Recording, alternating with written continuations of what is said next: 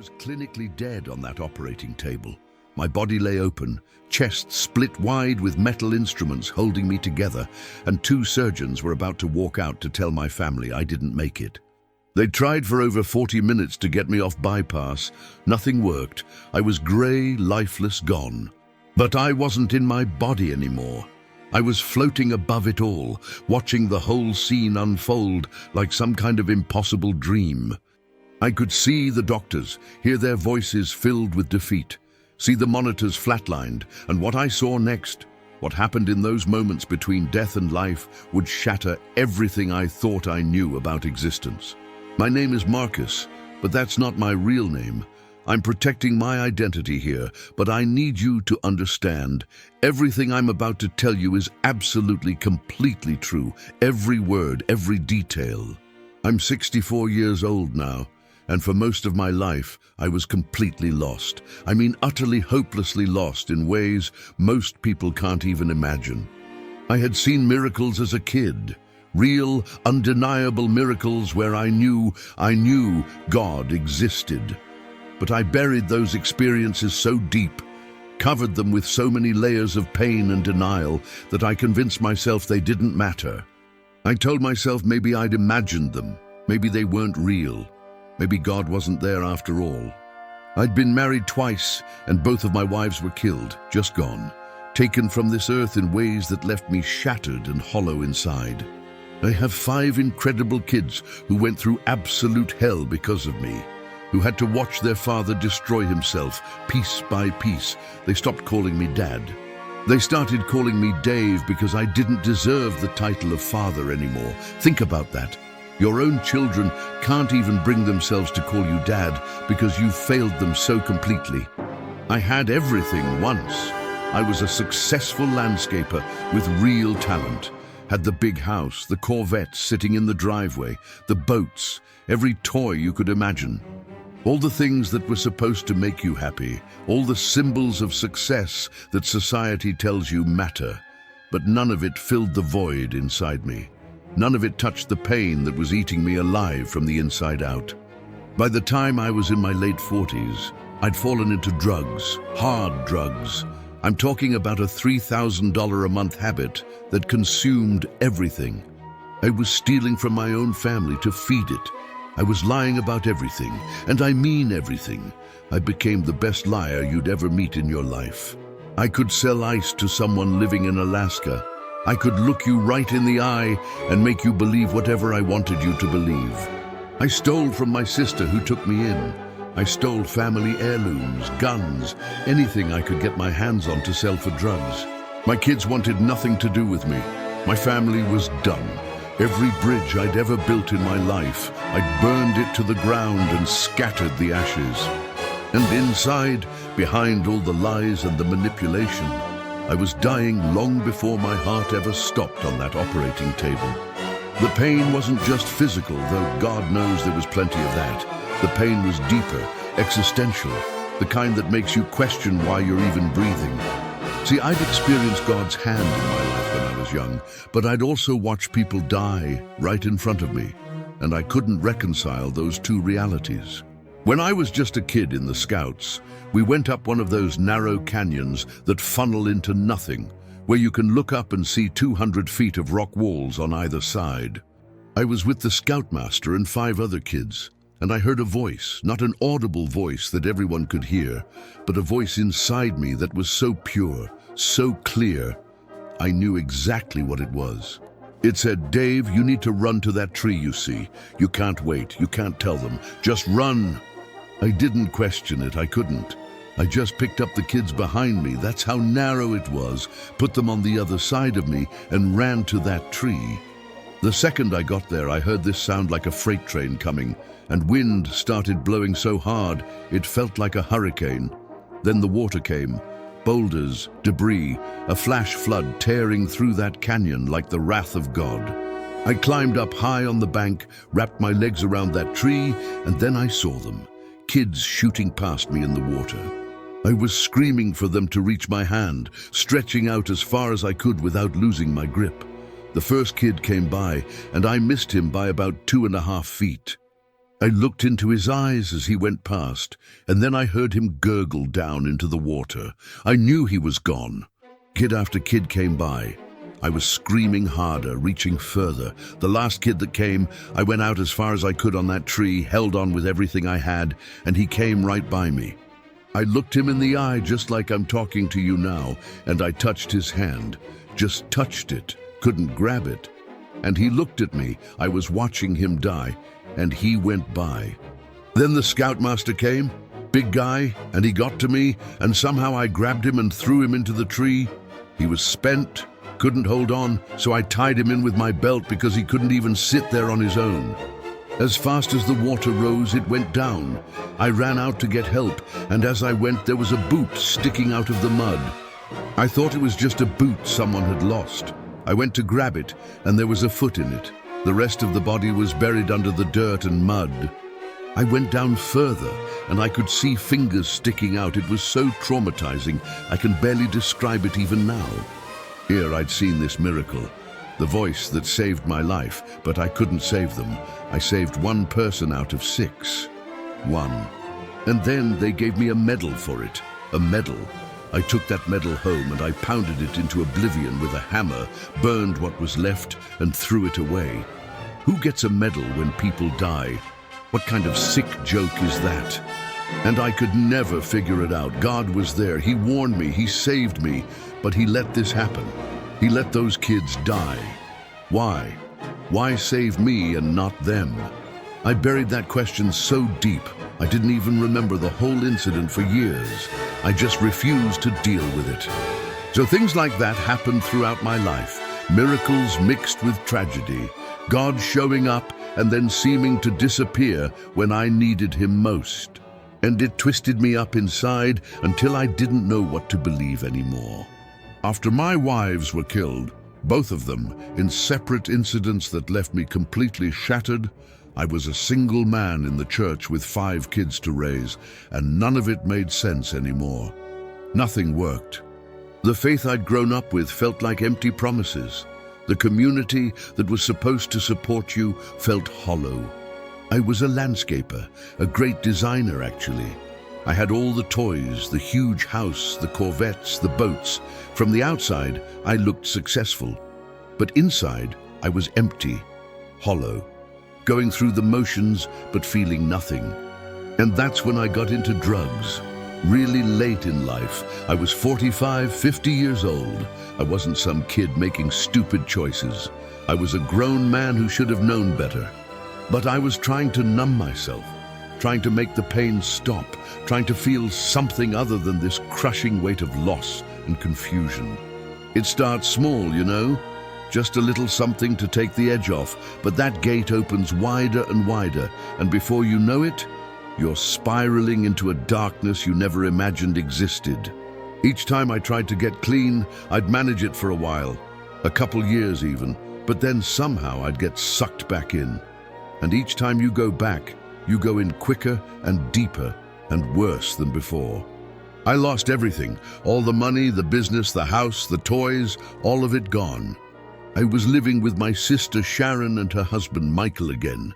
My poor sister got stuck with me, and I repaid her kindness by lying about everything. I was the best liar on the planet.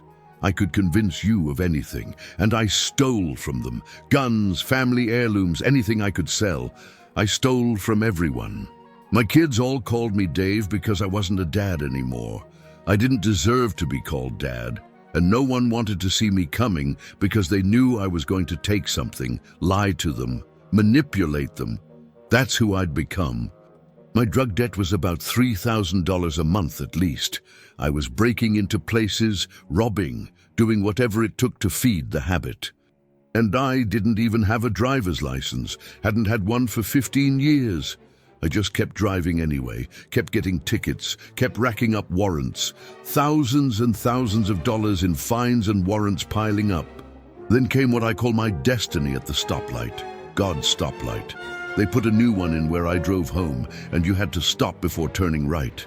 You couldn't just go through it. But not me. I blew right through that light, like I'd blown through every boundary in my life, got pulled over, tried to lie my way out of it like always. But by then, I had 25 warrants, bench warrants, drug paraphernalia charges, all kinds of stupid things. Nothing violent, but enough that they weren't letting me go this time. I was not bailable. They were going to make me deal with all of it, every single warrant, every single consequence I'd been running from. They took me to jail, and that's where my real hell began.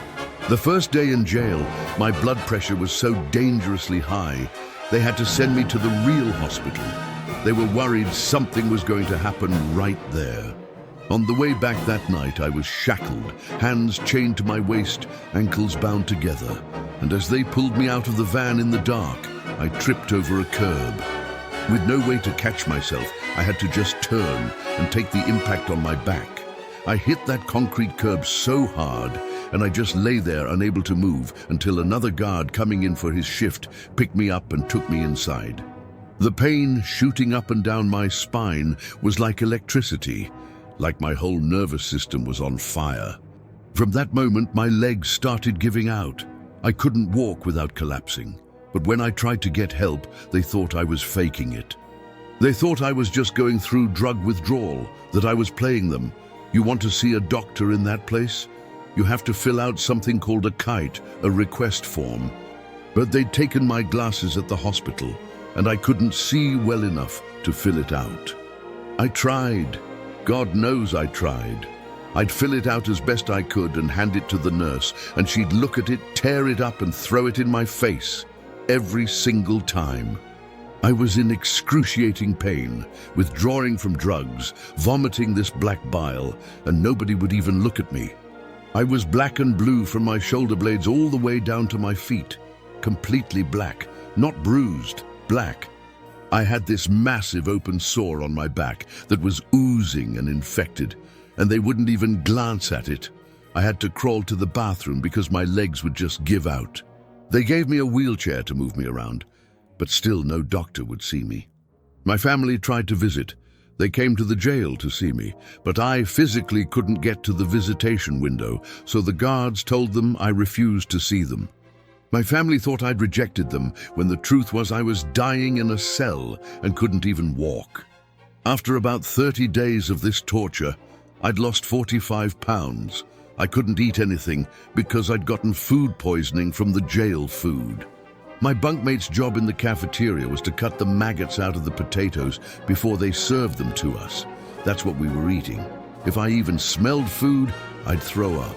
The only compassion I got in that place came from the other inmates, not the guards, not the system. They were the only ones who treated me like a human being.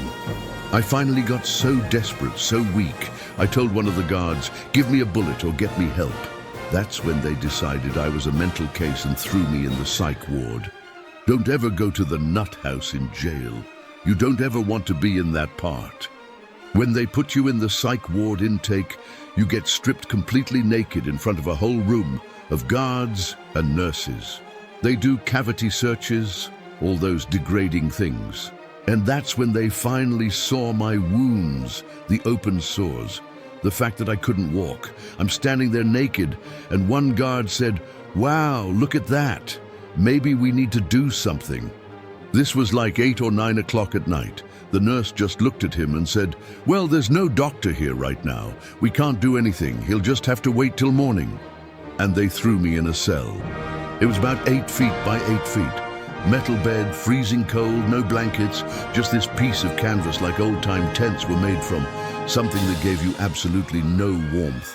You're sitting on this cold metal slab, and they give you bread and water 3 times a day. That's it. It's punishment, pure punishment, so you'll never say you have a mental issue again, and they won't have to deal with you. I sat there naked, freezing, sitting on that cold slab, and I thought, is this what I've become? Is this what my life has come to? I had been given so much. I'd seen miracles. I'd built a successful business, had a beautiful family, had opportunities most people only dream of. And here I was, broken, abandoned, alone, dying in a jail cell with nobody who could help me. My family would have helped if they could reach me, but the system had me completely trapped. And honestly, their best solution was to leave me in jail because at least they knew where I was. At least I wasn't out there killing myself with drugs. That's how bad I was. That's how far gone. Not one person would have bet that when I got out of jail, if I got out, I'd be clean, not one. They'd all tried everything.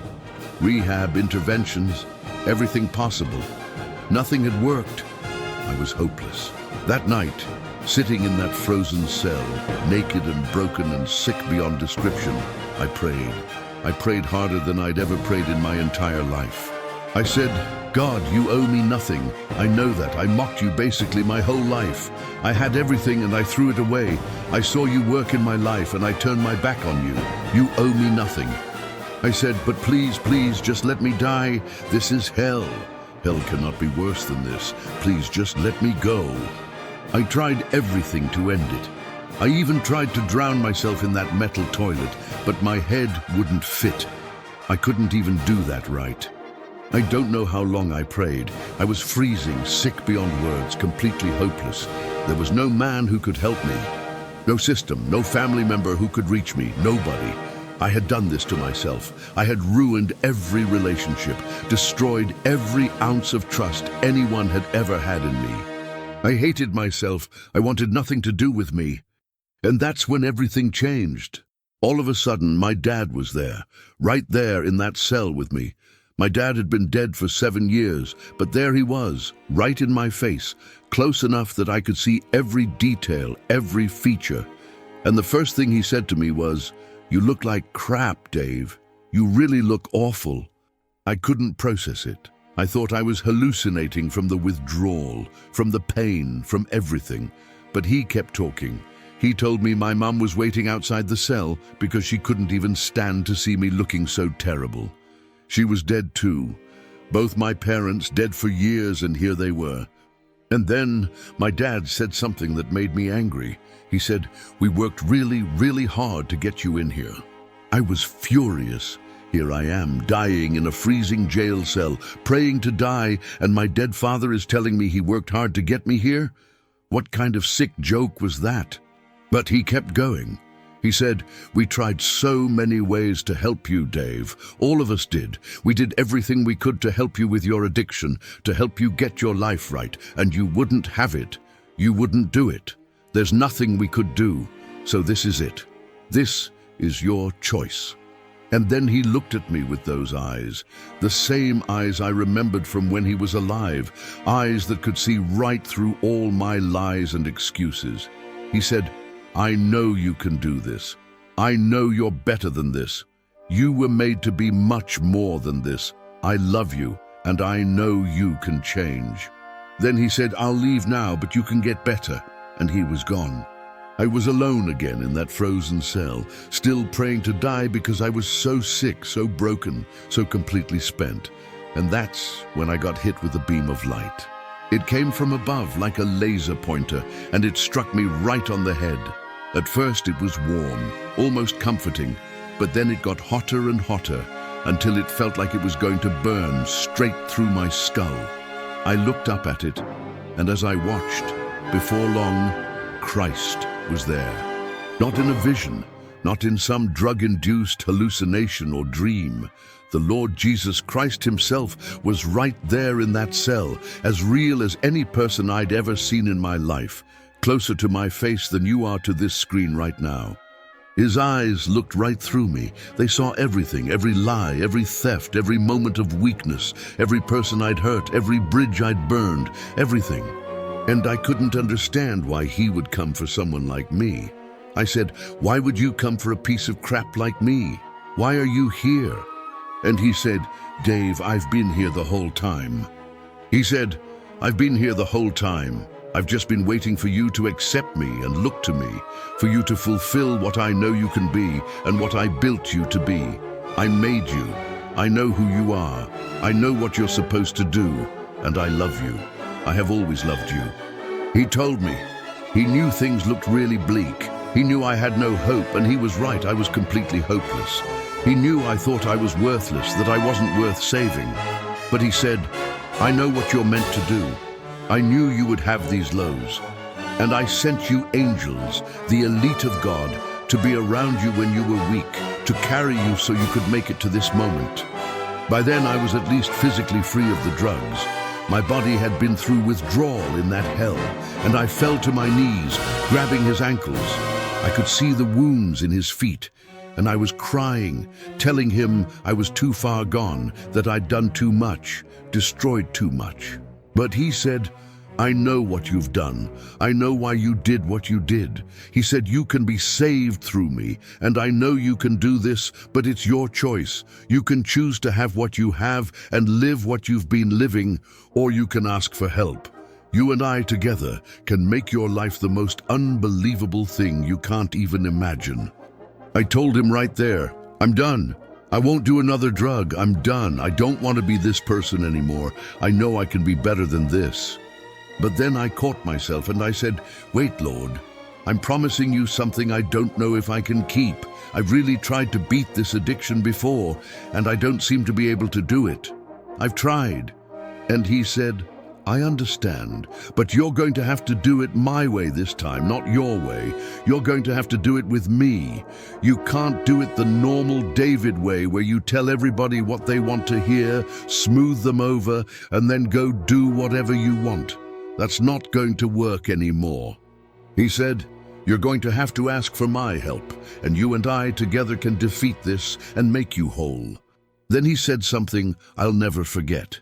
He said, "I don't expect you to be perfect. I built you. I know you. You won't be perfect one day in your life. I don't expect perfection. What I expect is for you to try with all you are. And when that's more than you can do, you ask, and I will make up the difference." Then he told me to rise, to get up, to stand. And as I stood there looking into his eyes, the most penetrating, loving eyes you could ever imagine, he did something that stopped my heart. He reached out and put his hand inside my body, not over my heart like you do for the Pledge of Allegiance. He reached inside my chest and grabbed my actual heart. I thought my heart couldn't beat with him holding it like that. But he held it and said, "Your heart's broken." I thought he meant spiritually, like broken-hearted, contrite spirit, but he said, "No, your heart is physically broken. You've had a heart attack." I didn't even know. He said, "You've also had a change of heart." He told me to stand. He said, "Your sins are forgiven. Sin no more. Go forth and do good. You and I together from now on. You remember that?" He said, "I will see you again shortly, and I will prepare your path. Just have faith and ask, and I will prepare your way." Then he took his hand out of my heart, and the same way he came in, he went out. To me, it was only moments later that the doctor came in. It was morning. A doctor I'd never seen before came into that cell. He saw my wounds, the massive bruising, the open sores, and he exploded. He looked at the nurse and started cursing, demanding to know how I'd been left like this. "This is not how this is supposed to work." They took my blood sugar, and it was so high the machine wouldn't even read it, over 500. I didn't know I was diabetic. My blood pressure was 70/40, dangerously low. He said, "He needs to get to the hospital, and not the way we normally take people. He needs to go by ambulance, and he needs to go now." I never saw that doctor again. I don't even know who he was, but he saved my life. They rushed me to the hospital. I was still shackled to the gurney, and when I got there, they cut all my clothes off. I had IVs going in my arms, my knees, people running around doing tests. There was this small Asian doctor there who overheard the jail guards on their radio asking when I'd be coming back. She got on that radio and just destroyed them. She said, "He's on death's doorstep. When you brought him here, he became mine. I will tell you when he's coming back, and it won't be soon. Tell your people to take the cuffs off. Where's he going to go? He can't even walk. Tell them to go sit in the corner and shut up." And they did. I spent 4 days in intensive care and a few more days in the hospital. My family knew nothing about it. The jail wouldn't tell them. But that time saved my life. Just having real food, real medical care, brought me back from the edge. When I finally went back to jail, I'd been there a total of 40 days and 40 nights. Kind of crazy, right? And even though it wasn't wonderful going back, I knew God had me. I knew everything would be okay. I no longer cared about the conditions. I knew I was going to make it. My sister came to visit and we got to talk. And here's the miracle. The Lord had touched her heart. She wanted nothing to do with me before, but suddenly she believed me.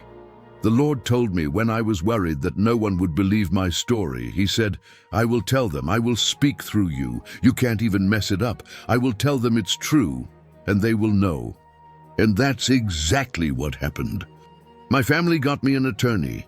They helped with bail money, helped solve all these legal problems that seemed completely impossible.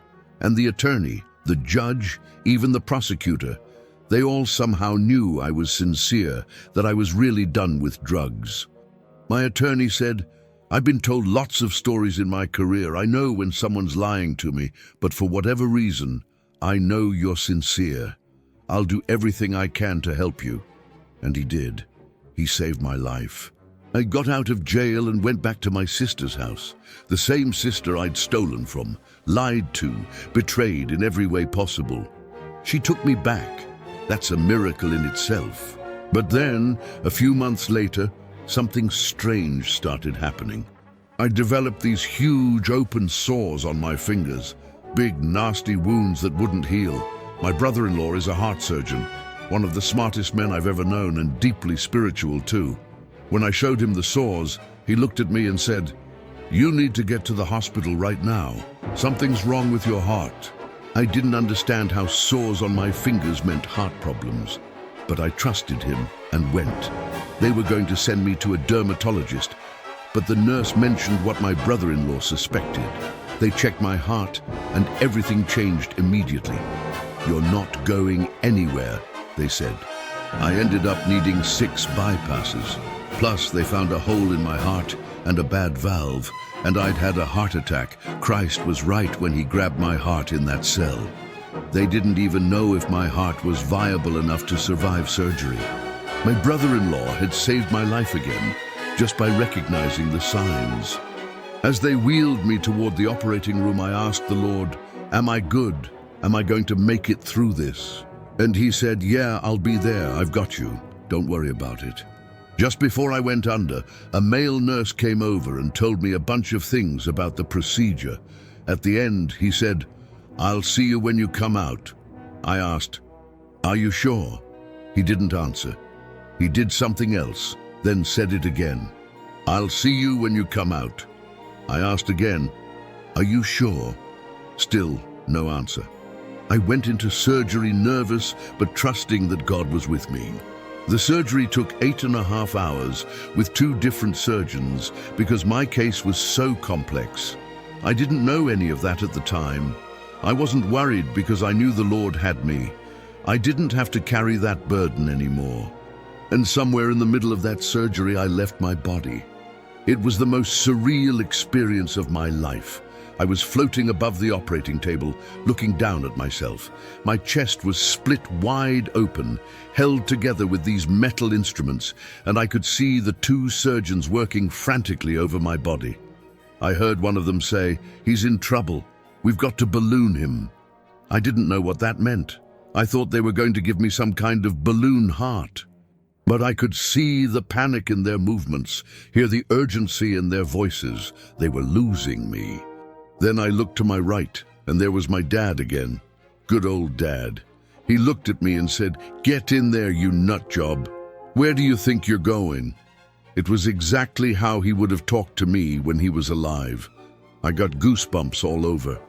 He said, You can go for a while. You can see your mom, your sister, and others. You need to learn some things, but you have to come back. You have no choice. My kids were in the waiting room. I went through the wall. You just go through walls like they're not even there. I saw exactly where they were sitting, saw a lady with them, saw my grandkids acting up. I floated right over my daughter's shoulder and could see the book she was reading, the character's name, the exact page she was on. I told her all this later, and it freaked her out so much she doesn't even like to talk about it.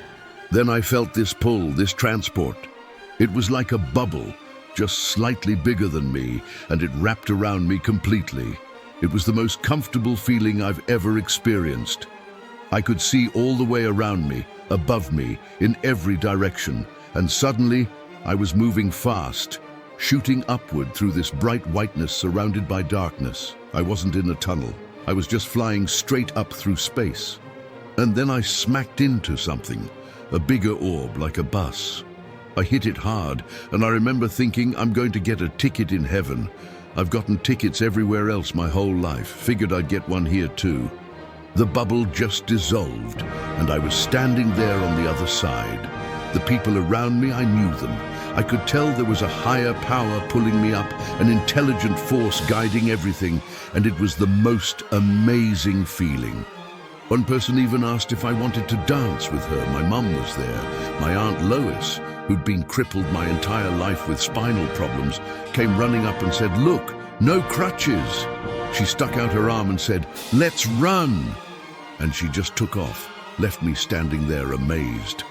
My sister came to get me and said, "Aunt Lois has a good go button, but not a very good stop button." She took me back to where everyone was gathered. And the communication there, nobody talked like we do. You didn't use your mouth. It was like a download straight to your heart, and it was instant. Complete understanding in a fraction of a second. Then my dog Walter came running up to me, my lab. I'd cried for a month when he died. He told me, "I love you, I've missed you, I'm your pet, and I will be your pet forever. I can't wait for you to get here for real, but you know you've got to go back. When you do get here for good, I'll come find you, and I'll be yours forever." Then he just trotted off. I was still processing the fact that my dog could talk to me when I noticed the streets. They really were gold. Perfect, flawless gold that seemed to glow with its own light. And the colors were so vivid, so alive, so beyond anything we have on Earth.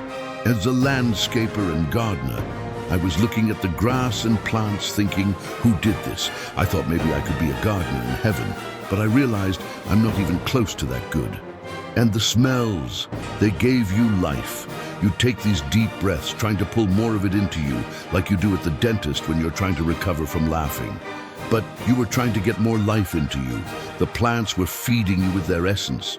The grass was feeding you. You could feel them giving their own life to sustain you, and there was this love transaction happening that's almost impossible to describe. You were surrounded by love and loved ones in a way you've never felt before. I started walking up this golden path, and I saw aunts, uncles, relatives I'd known my whole life, but they were all 30 years old. My grandpa, who I'd known as an old man, was 30. My grandma was 30. Everyone was in their absolute prime, radiant and full of joy. One grandma came up to me that I'd never met before. She said, "You've never met me. I'm your dad's mom. I was gone before you were born. I just wanted to meet you and say hi." She looked at me and smiled. "You look so much like your dad." I grinned and said, "Yeah, Dad's pretty good looking, wasn't he?" She laughed. "Oh, you're a character." Then she went off to find my grandpa. Then my Uncle Ed came riding up on his horse. He was this big, larger-than-life guy, the kind of man who filled every room he entered. When he hopped off, his horse looked at me and said, "I'm Snap." I was still getting used to animals talking, so I just said, "Okay." My Aunt Thelma was standing far off and yelled, "Ed, you know you can't spend all day talking. Just tell him what you need to and move along." And Ed shot back, "I'll take the time I want. You just hold your horses," exactly like he would have said when he was alive. After I got back and recovered from surgery, I went to a family reunion. I asked my cousins, did Uncle Ed have a horse named Snap? They started crying. They said, "How would you possibly know that? That horse was dead before you were even born." They told me Snap was the most cantankerous horse you'd ever meet. Would bite anyone who tried to ride him except Uncle Ed. Would grab riders with his teeth and yank them right off the saddle.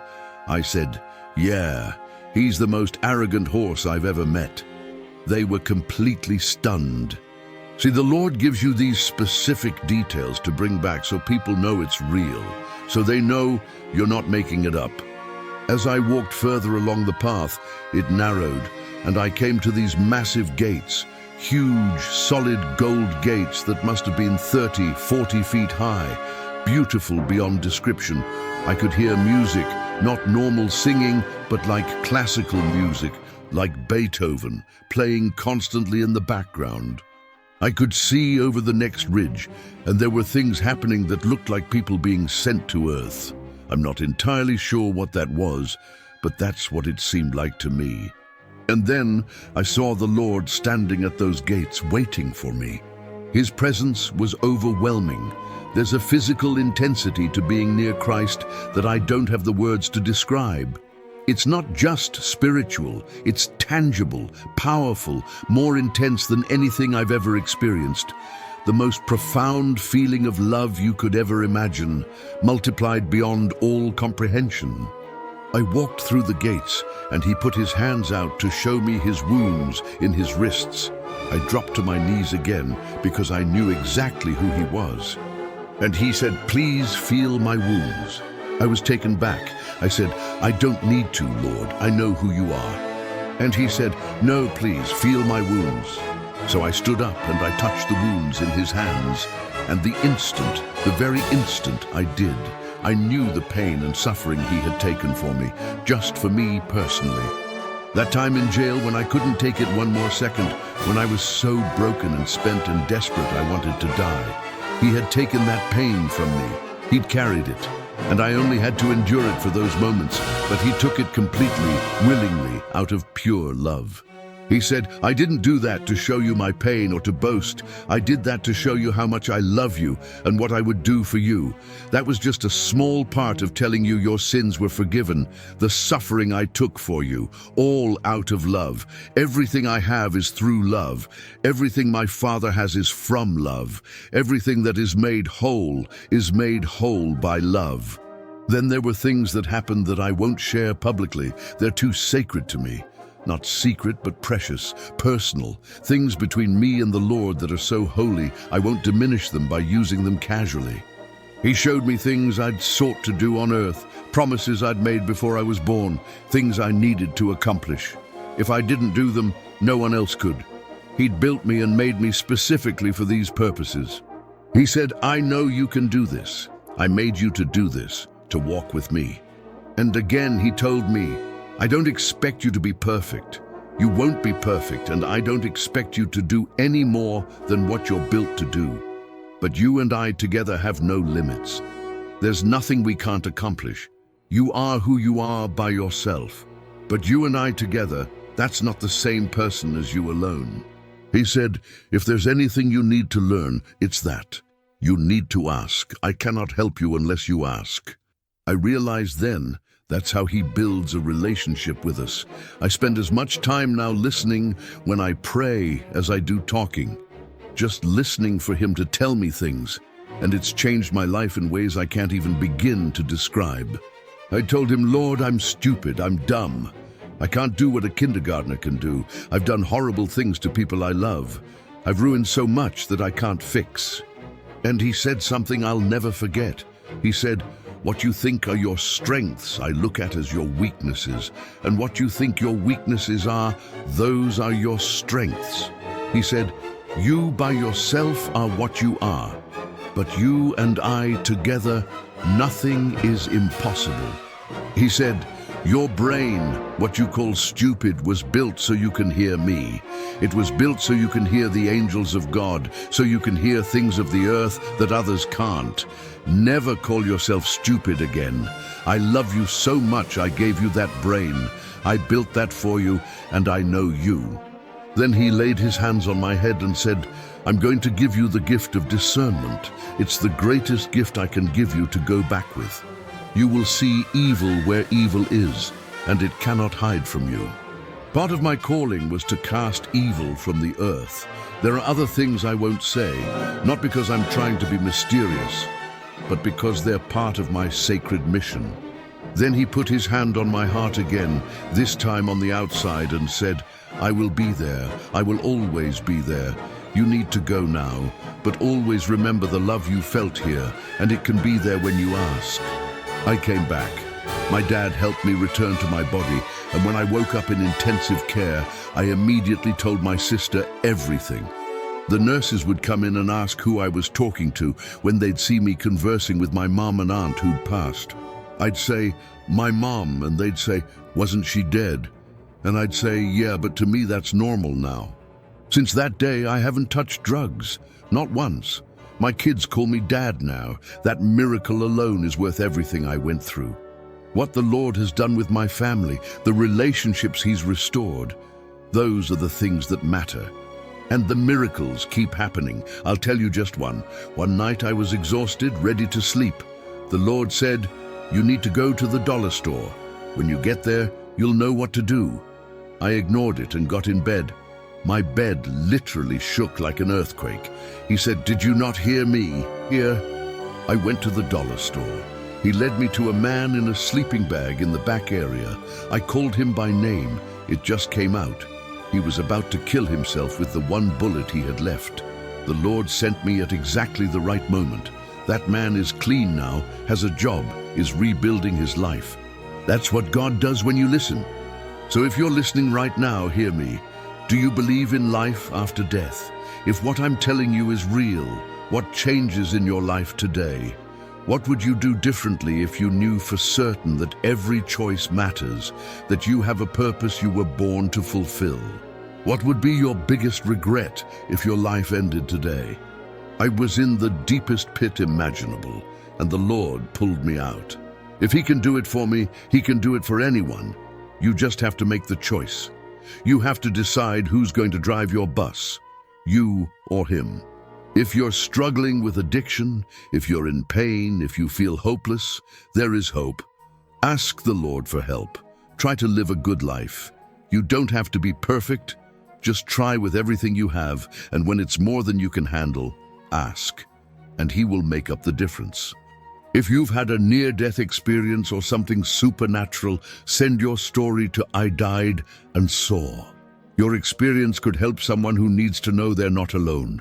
All you have to do is decide today, who are you going to follow? Make that choice, and I promise your life will never be the same. I want to tell you more about what happened after I came back, because the transformation wasn't instant. It was a process, and it's still ongoing every single day. When I woke up in that intensive care unit after the surgery, I couldn't wait to tell someone what I'd experienced. The urgency was overwhelming. I needed to get it out before I forgot a single detail, before the memory faded like a dream. My sister Sharon was the first person I saw. She was sitting beside my bed, and the moment my eyes opened, I started talking. The words poured out of me like water from a broken dam.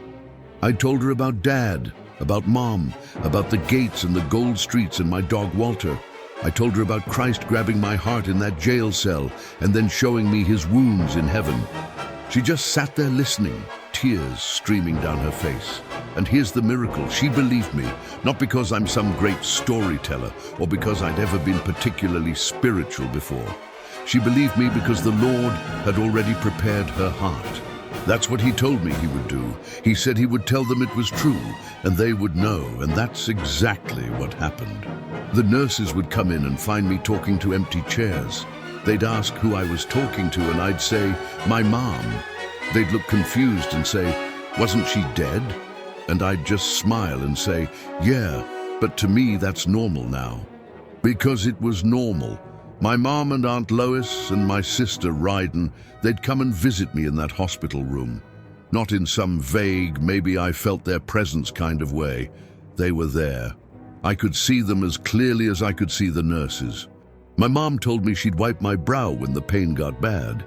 And I know this sounds crazy, but whenever my neck hurt or my surgical wounds throbbed, I'd feel this cool sensation on my forehead, and the pain would ease. The nurses couldn't explain it. My vitals would be showing I should be in agony, but I'd be lying there peaceful, sometimes even smiling. They'd ask if I needed more pain medication, and I'd say no, my mum was taking care of it. I spent several more days in the hospital after that surgery. My body had been through so much, 6 bypasses, a hole in my heart repaired, a bad valve replaced.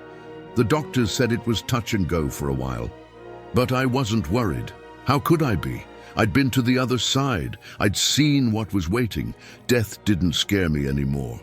In fact, part of me missed that place, that overwhelming sense of love and peace. But I also knew I had work to do here. The Lord had been very clear about that. He'd given me the gift of discernment. He'd shown me things I needed to accomplish. He'd told me I had a purpose that only I could fulfill.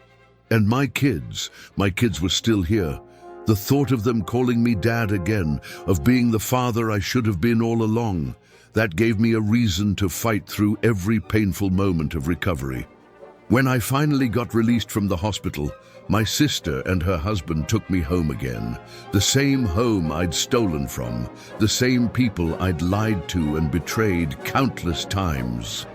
But something was different now. They could see it in my eyes.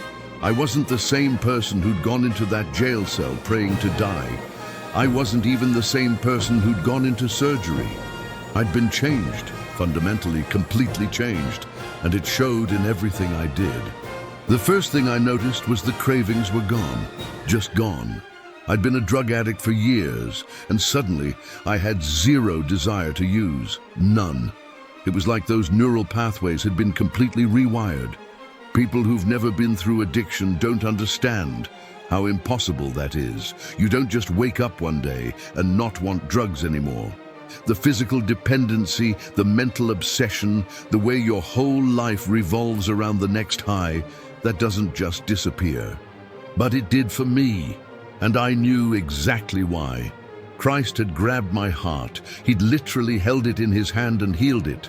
Not just physically, but spiritually, emotionally, every way a heart can be broken. I started going to NA meetings, not because I needed them for myself, but because the Lord kept sending me there to help others. I'd be sitting at home, and I'd hear his voice, "Go to the meeting on 5th Street tonight." And I'd go, not knowing why. Then I'd get there, and there'd be someone, maybe someone on their first day, maybe someone about to relapse, and I'd know exactly what to say to them, not because I'm smart or wise, but because the Lord would give me the words. I remember one guy in particular. His name was Travis. He'd been clean for 3 years, had his family back, had a good job. But that night he was planning to use. He'd already bought the drugs. They were in his car. I didn't know any of this when I sat down next to him, but the Lord told me to tell him my story, so I did. I told him about the jail cell, about praying to die, about Christ appearing to me. When I finished, Travis just broke down. He pulled those drugs out of his pocket. He'd brought them into the meeting, that's how far gone he was, and he handed them to me. He said, "I don't know why I'm doing this, but I trust you." We flushed them together in the bathroom, and Travis is still clean today, 4 years later. He's got a wife now, a baby on the way. He calls me every week to check in. That's what the Lord does. He puts you exactly where you need to be, exactly when you need to be there. But you have to be listening. You have to be willing to go when he calls. My relationship with my kids started to heal too, though that was harder. Trust isn't rebuilt overnight, especially when you've destroyed it as thoroughly as I had. The first time I called my oldest son after I got out of the hospital, he almost didn't answer. When he finally did, his voice was cold, guarded. He'd heard me promise to change before. He had no reason to believe this time was different. I didn't try to convince him with words. I just asked if I could see him. He agreed to meet for coffee, and I could tell he was only doing it because he felt obligated. We sat there in that coffee shop, and I told him about the NDE. I told him about seeing his grandparents, about heaven, about Christ. But more importantly, I told him I was sorry. Really, truly sorry. Not the manipulative sorry I'd given him 100 times before. This was different. This came from a broken, humble place. This came from someone who'd seen his own life reviewed and felt the pain he'd caused others. I didn't ask for his forgiveness. I didn't ask for anything. I just wanted him to know that I knew what I'd done, and I was going to spend the rest of my life trying to be better. He didn't say much that day. He listened, nodded, finished his coffee, and left. But about a week later, he called me. He said he'd been watching me, seeing how I was acting with my sister, hearing from others that I was different. And then he said the words I'd been waiting years to hear. "I want to believe you, Dad. Not Dave, Dad." That's when I knew the Lord was really at work. It's been several years now since that surgery, since that journey to heaven and back, and I can tell you with absolute certainty that I haven't touched a drug since. Not one. Not even when things got hard, which they have. Because life didn't suddenly become perfect. I still had consequences to face. I still had debts to pay, relationships to rebuild, amends to make. But I had something I'd never had before. I had hope. I had purpose. I had the Lord walking beside me every single day. The discernment He gave me, that gift of seeing evil where it hides, that's real. I can walk into a room and know immediately if there's something dark there. It's not a feeling, it's knowledge, like a light switch turning on. I've helped people get away from toxic relationships because I could see what they couldn't. I've warned people about business partners who were deceiving them. I've identified predators before they could hurt anyone. And every single time people ask me how I knew, I just tell them the truth. The Lord told me. He gave me eyes to see what others can't. But the most important thing the Lord has done is restore my family. All 5 of my kids call me Dad now. We have dinners together. They bring their children, my grandchildren, to visit me. Last Christmas, we all got together for the first time in over a decade. All my kids, their spouses, their children, my sister and her family. And as I sat there watching everyone laugh and talk and just be together, I started crying. My daughter asked if I was okay, and I told her I was better than okay. I told her I was seeing a miracle, because statistically, I should be dead. If not from the drugs, then from the heart attack or the surgery or any of a dozen other things that should have killed me. But I'm still here, and more than that, I'm whole, I'm restored. I'm the man I was always supposed to be. People sometimes ask me if I wish I'd never gone through all that pain, all those years of addiction and loss and suffering.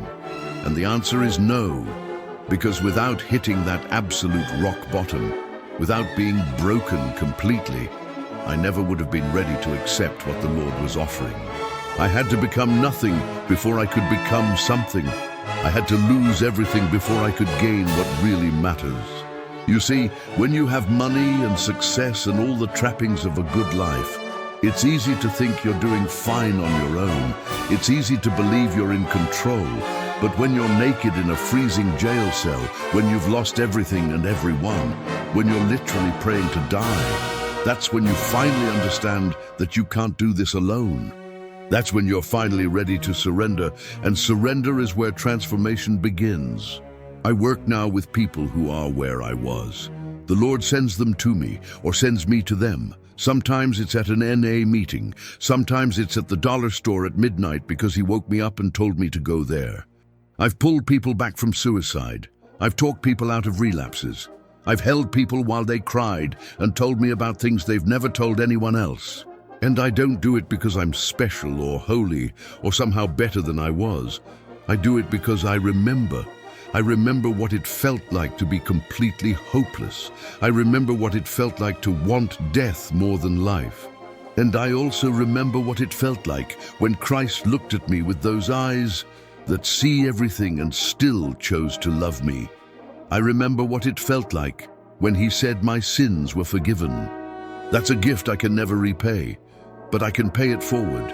I can be for others what the Lord was for me.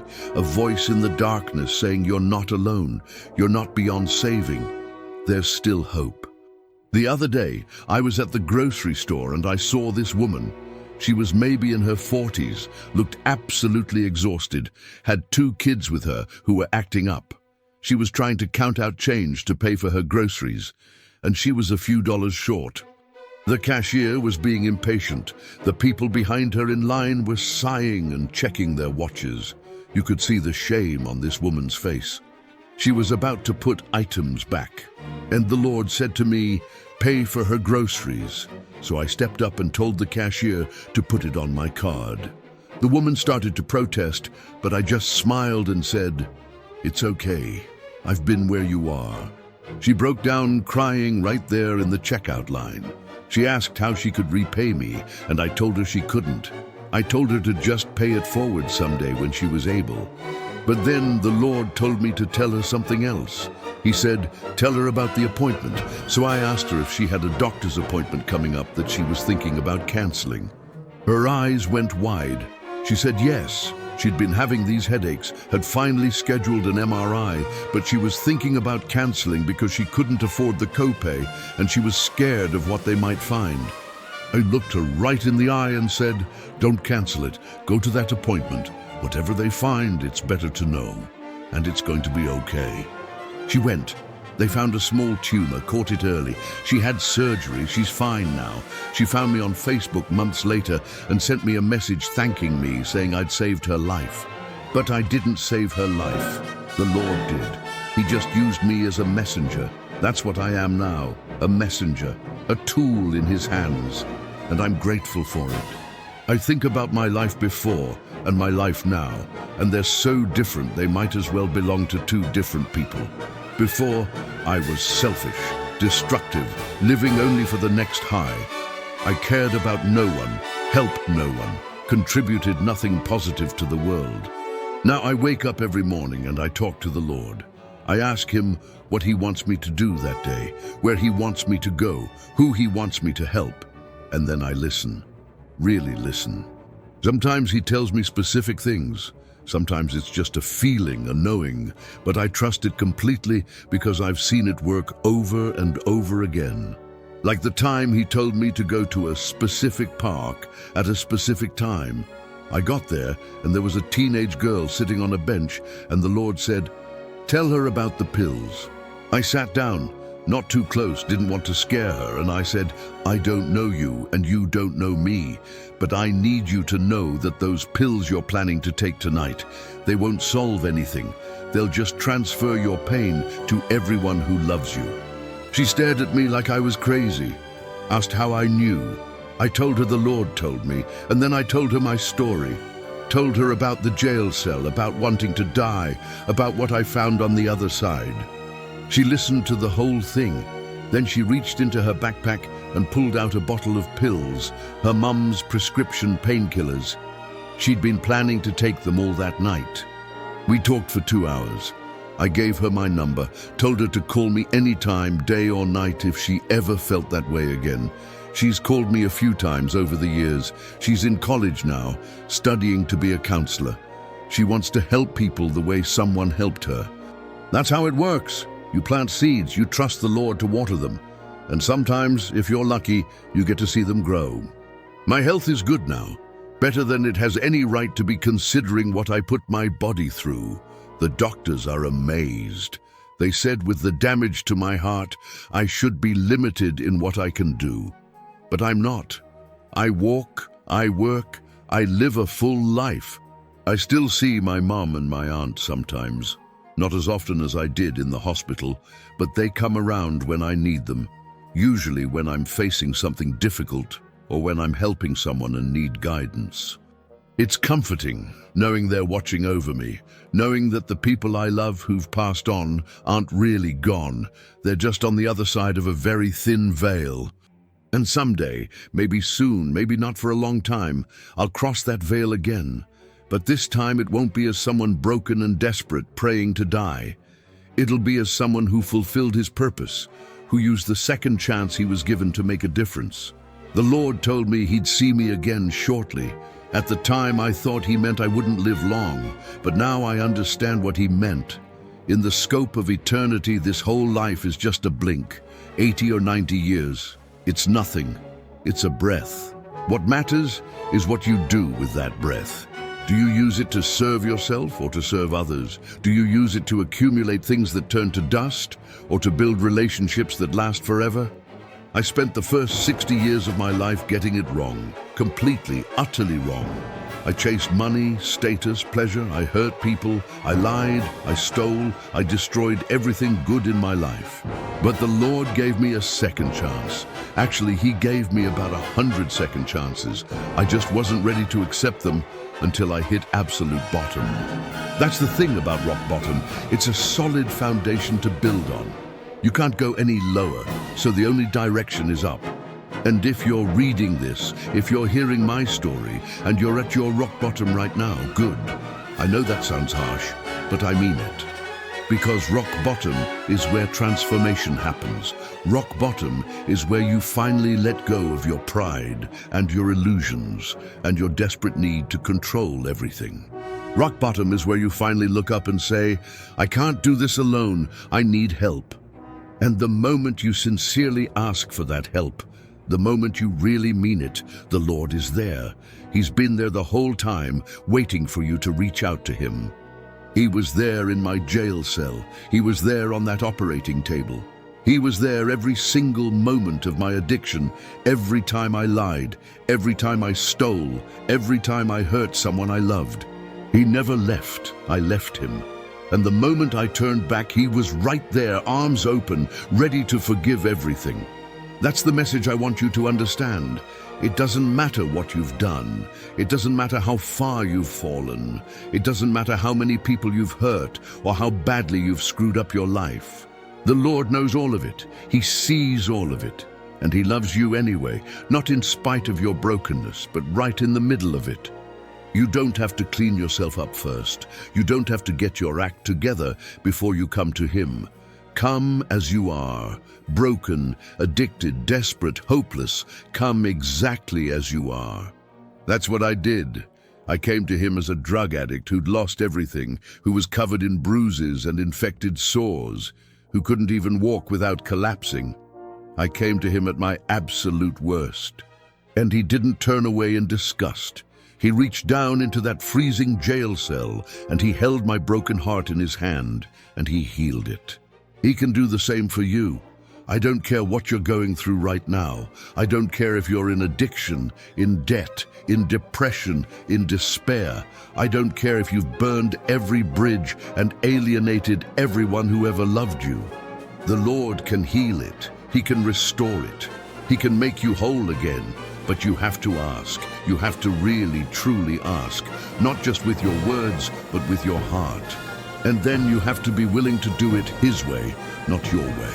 That's the hard part, because your way got you where you are now. Your way doesn't work. You need to surrender control and let him guide you. That's what I do now. Every single day I wake up and I surrender. I say, Lord, I'm yours. Use me however you want. Send me wherever you want. Give me the words you want me to say. And he does. Every single day, he guides me to someone who needs help, who needs hope, who needs to hear that they're not alone. Sometimes it's dramatic, pulling someone back from suicide, stopping a relapse. Sometimes it's simple, buying someone's groceries, listening to someone's story, offering a kind word when they need it most. It all matters. Every act of kindness, every moment of compassion, every time you choose love over fear, it all matters. The Lord sees it all, and he's keeping track.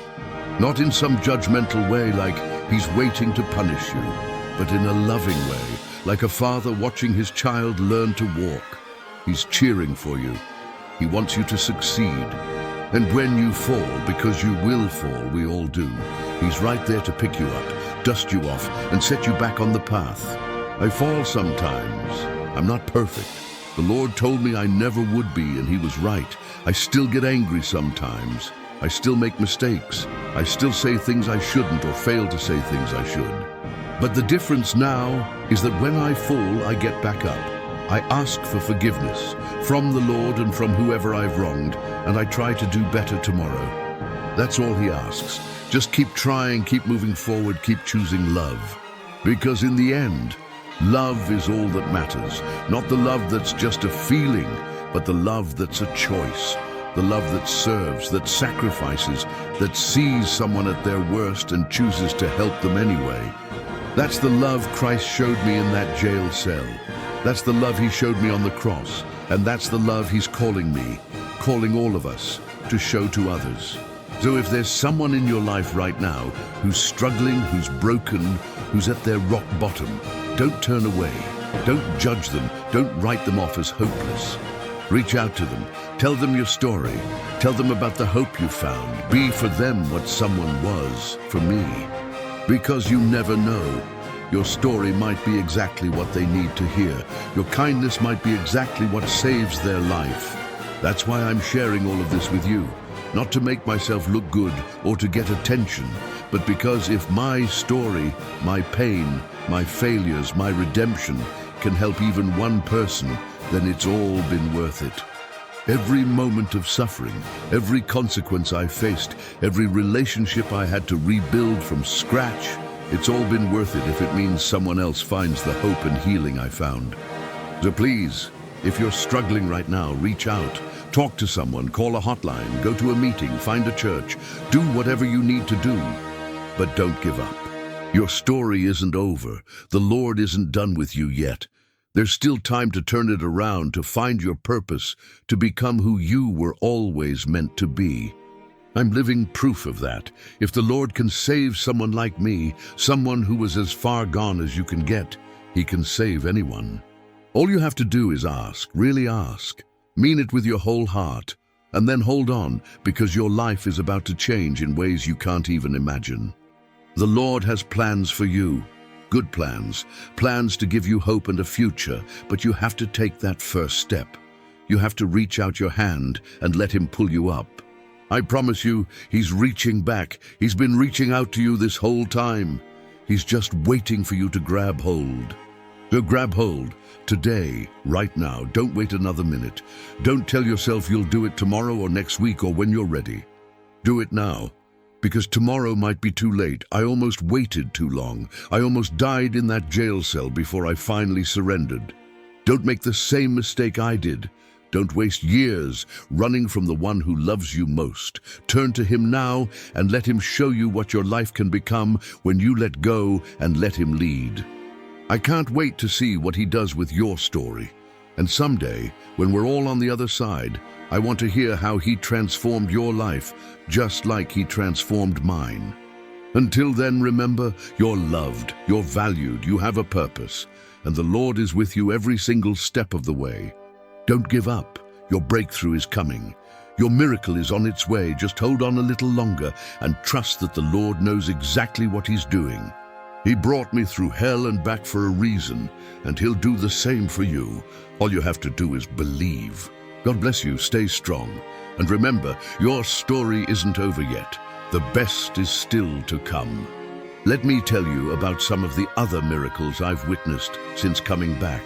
Because once you open your eyes to the spiritual realm, once you accept that there's more to this world than what we can see and touch, you start noticing things you never noticed before. There was this man named Robert. I met at a gas station about 2 years after my NDE. I was filling up my tank when the Lord told me to go talk to the guy pumping gas 3 spots over. Just walk up to a complete stranger and start a conversation. Now, pre-NDE me would have ignored that prompting. I would have rationalized it away, told myself I was imagining things. But I've learned to trust those promptings because they're never random. So I walked over and said hello. Robert looked at me like I was crazy. You know, the way people do when a stranger approaches them at a gas station. But I just smiled and said, I know this is going to sound strange, but I think I'm supposed to talk to you about your daughter. His face went white. He asked me how I knew he had a daughter. I told him I didn't, not until the words came out of my mouth. But now that I'd said it, I knew there was something important he needed to hear about her. We sat in my car and talked for almost 2 hours. Turns out his daughter was 17 and pregnant, and Robert was furious with her. He'd kicked her out of the house, told her not to come back until she fixed her mistake. The Lord gave me the words to tell him. I told him about my own kids, how I'd abandoned them through my addiction. I told him about the regret I carried, the years I'd lost that I could never get back. I told him that his daughter needed him now more than ever, that she'd made a mistake, yes, but that baby growing inside her wasn't a mistake. It was a gift, and if he turned his back on her now, he'd regret it for the rest of his life. Robert broke down crying right there in my passenger seat. Big guy, probably 6'3", sobbing like a child. He called his daughter that night. She came home. They worked it out. I got a photo from him last year, him holding his granddaughter who just turned 2. The note said, "You saved my family, thank you." But I didn't save anything. The Lord did. I was just the messenger. That's what I keep trying to tell people. But they don't always understand. They think I'm being humble or modest. I'm not. I'm being honest. I have no power of my own. I'm just a guy who made a lot of mistakes and got a second chance. But the Lord, He has all the power.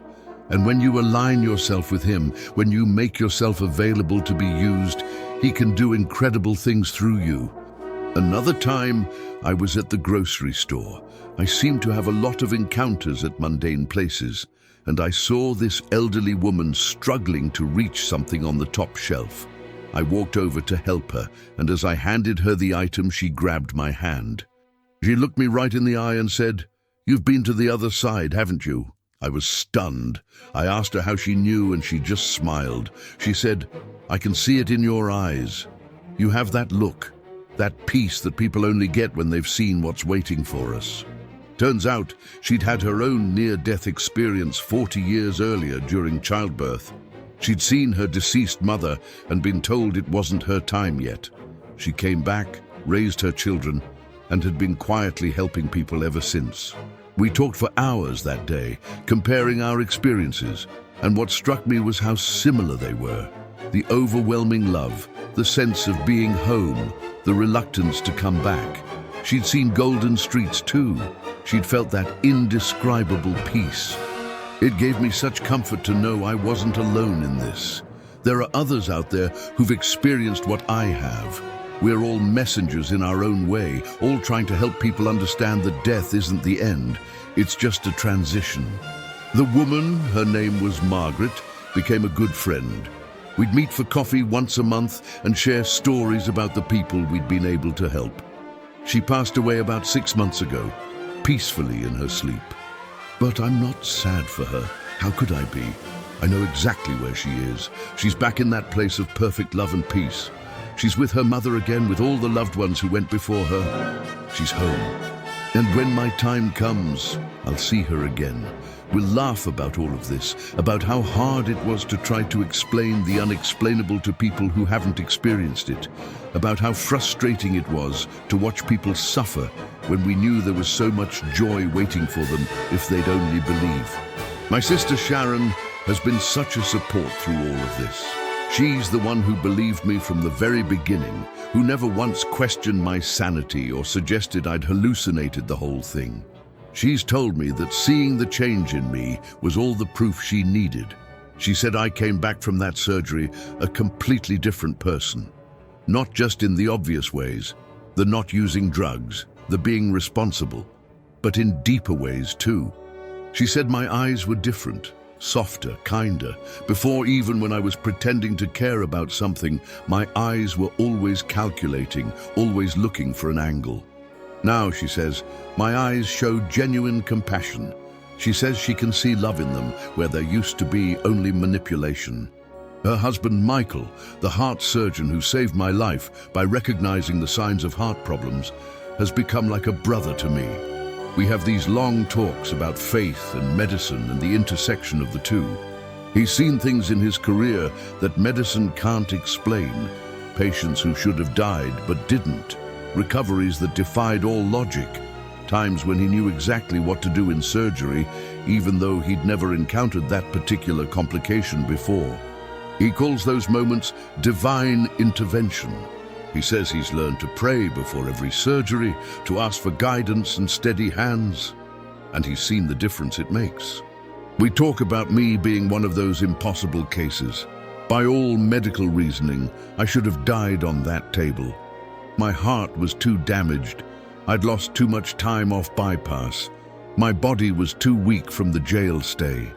But I didn't die. I came back, and now my heart, while not perfect, functions far better than it should given the damage it sustained. Michael says it's like my heart was rebuilt, not just repaired. I know what rebuilt it. Christ held it in his hand. How could it not be different after that? My relationship with my kids continues to grow stronger. We have family dinners now, real ones, where we actually talk and laugh and enjoy being together. My oldest son, the one who could barely look at me when I first got out, he calls me for advice now. He's going through some struggles in his own marriage, and instead of just giving up like the old me would have told him to do, I'm able to share what the Lord has taught me about love and commitment and working through hard times. My daughter, she's the one who gets emotional when we talk about the old days. She remembers more than the others, I think, or maybe it just affected her differently. She told me once that she used to pray every night that her dad would come back. Not me physically, I was around, unfortunately, but the dad she'd had when she was little, before the drugs, before I became someone she didn't recognize. She said when she first saw me after the surgery and I told her what happened, she knew her prayers had been answered. She said it was like getting her real dad back from the dead. That absolutely destroyed me when she said it, in the best way, because it made me realize how much my addiction had killed the person I was supposed to be, how I'd been walking around like a zombie, physically present but spiritually dead. My grandchildren don't know that version of me, thank God.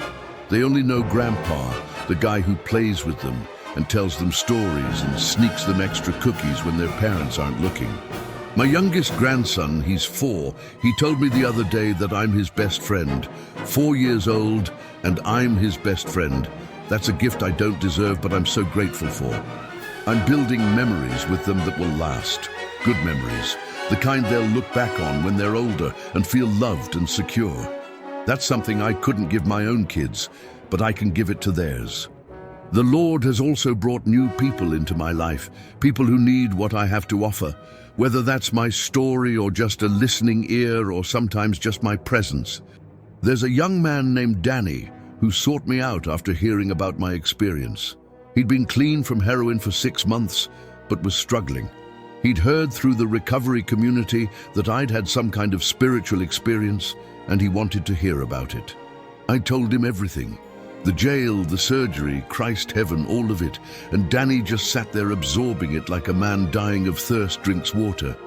When I finished, he asked me if I really believed there was a God who loved him despite everything he'd done, despite the people he'd hurt, the things he'd stolen, the lies he'd told. I told him absolutely. I told him God knew every single thing he'd done and loved him anyway. Not because what he did was okay, but because God sees beyond our actions to our hearts.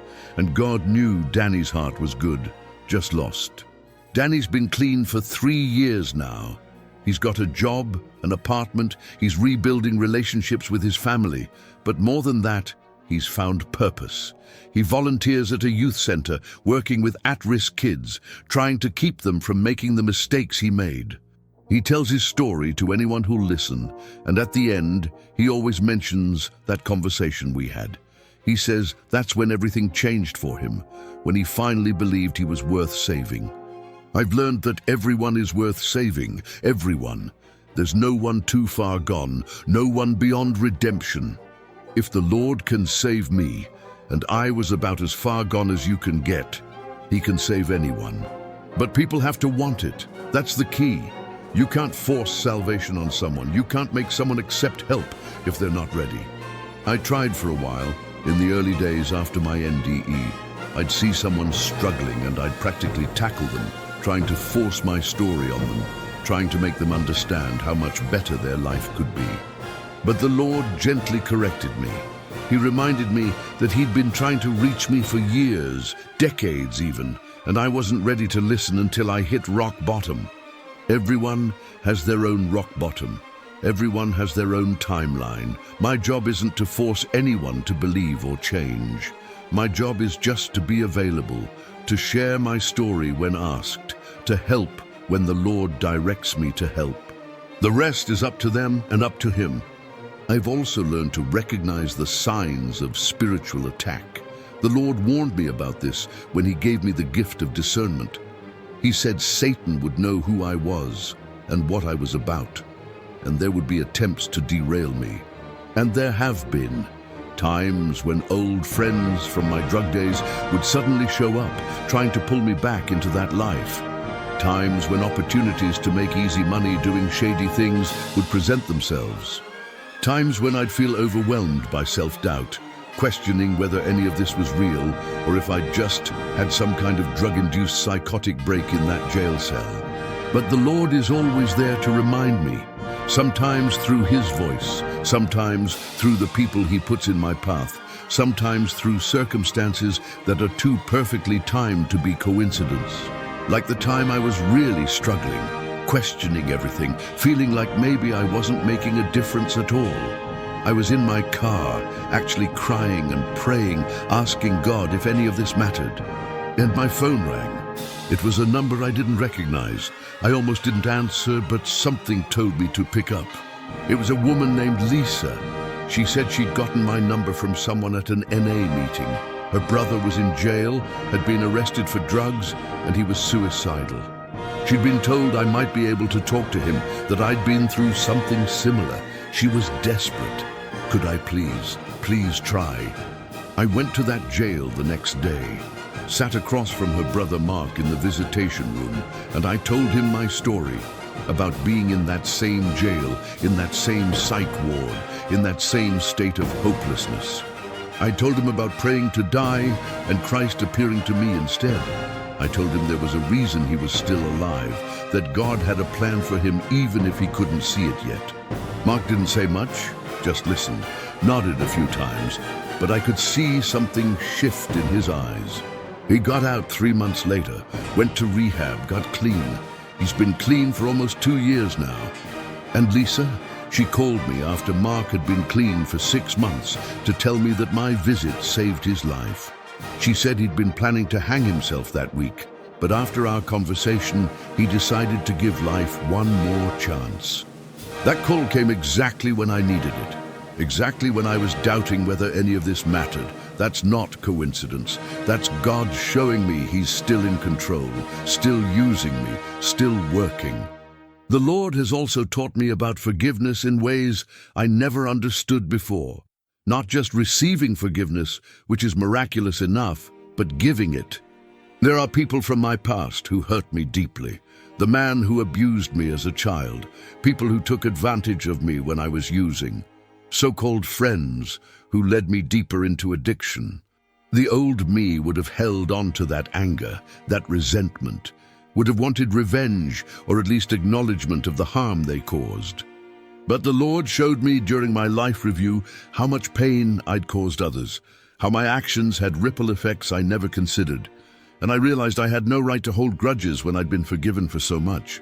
So I've worked on forgiveness. It's not easy. Some days it's the hardest thing I do, but I keep working at it because I know holding on to anger only hurts me. The man who abused me as a child, I've forgiven him, not because what he did was okay, it absolutely wasn't, but because carrying that hatred around was poisoning me. I even reached out to him a few years ago, wrote him a letter telling him I forgave him. I don't know if he ever read it. He never responded, but I needed to send it for my own healing. That's what forgiveness is really about. It's not saying the hurt wasn't real or the wrong wasn't wrong. It's choosing to release the hold that person has on your heart. The Lord taught me that. He showed me that every moment I spent hating someone was a moment I wasn't spending loving someone else. And love is always the better choice. I think about the life I'm living now versus the life I lived before, and it's like comparing heaven to hell. And I mean that literally. I've experienced both. Before, I was in hell. Maybe not the fire and brimstone kind, but the kind that's just as real. The hell of being separated from God, of living in darkness, of being consumed by selfishness and addiction. Now, while I'm not in heaven like I was during my NDE, I'm living in a kind of heaven on earth. I have peace, I have purpose, I have love. I have the Lord walking beside me every day. That doesn't mean life is perfect. I still have struggles, I still face challenges, but I face them with hope now, with faith that there's a reason for everything and that the Lord will see me through. My message to anyone reading this is simple. It's never too late. I don't care how old you are, how many mistakes you've made, how many people you've hurt, how far you've fallen. It's never too late to turn your life around. It's never too late to accept the Lord's love and forgiveness. It's never too late to become who you were meant to be. I was 60 years old when my life truly began. 60 years of mostly getting it wrong, and then one moment of surrender that changed everything. You don't have to wait as long as I did. You can make that choice today, right now. You can decide that you're done living in darkness and step into the light. The Lord is waiting for you. He's been waiting your whole life, and He'll keep waiting, patiently, lovingly, until you're ready to reach out your hand. When you do, I promise you, He'll be there to grab hold, and your life will never be the same.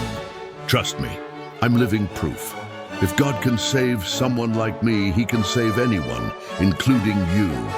So take that step, make that choice, ask for help, and watch what God can do with a surrendered heart. Your miracle is waiting. All you have to do is believe.